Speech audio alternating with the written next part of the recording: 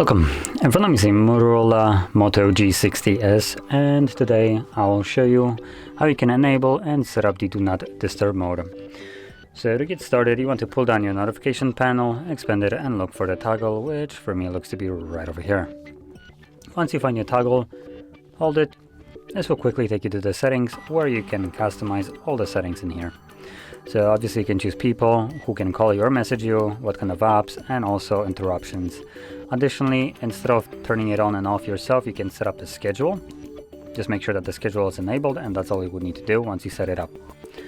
And once you enter the settings and customize them to your liking, when you want to enable it manually, simply tap on the toggle like this, and you're done. It is now enabled. If you're using schedule as an option, you don't need to enable it from here, just wait for it to turn on its own.